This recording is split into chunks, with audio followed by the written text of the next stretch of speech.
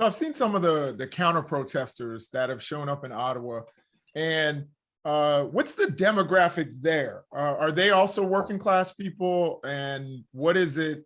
Has that protest grown any?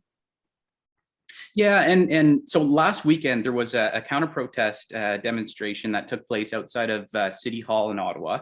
We actually had an opportunity to go down there, speak to people, had a chance to speak with the organizers, and it was a fairly homogeneous group, I'll say, and I certainly got the sense that this was a group of people that might live in the downtown core, work from their apartments on their laptops, and they're just pissed that they can't continue their lives as they have been for the last 2 years.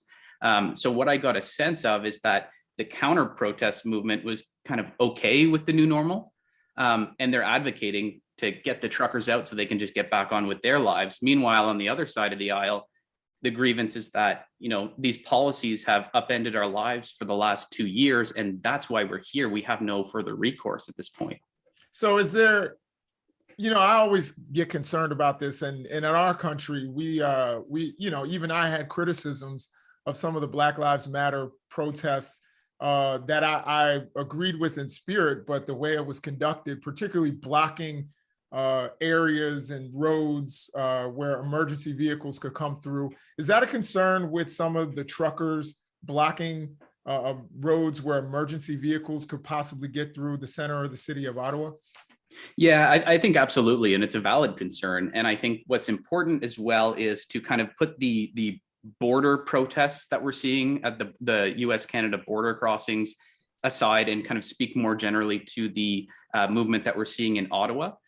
One thing that I'll say is that, I've never seen this level of organization and logistics from a protest demonstration movement like this. And even in the chat groups and on the radio, one of the priorities for these convoys when they were coming into Ottawa is ensuring that the emergency routes were kept open. They wanted to see where all the key hospitals were in the city, and they made active efforts to make sure that there was no congestion there and that those routes remained open throughout the protest movement.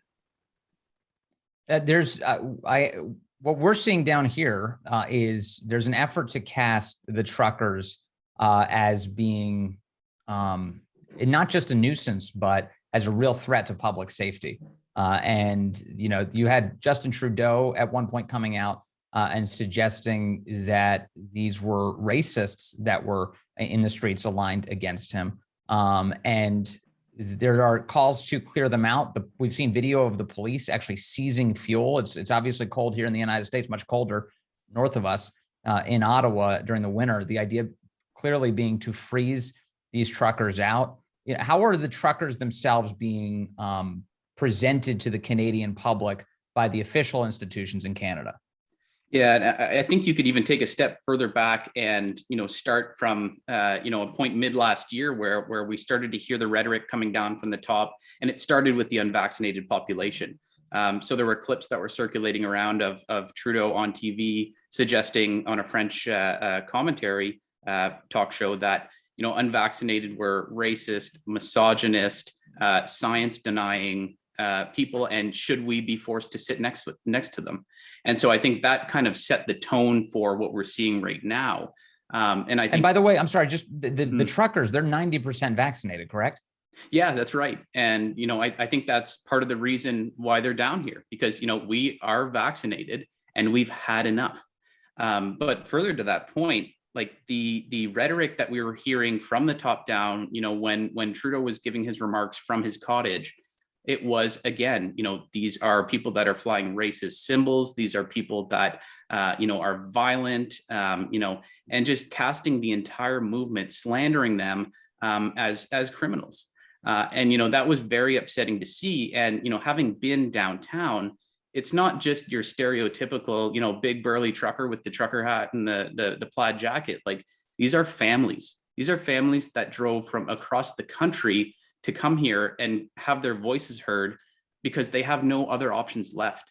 And they're being denied that opportunity at this point.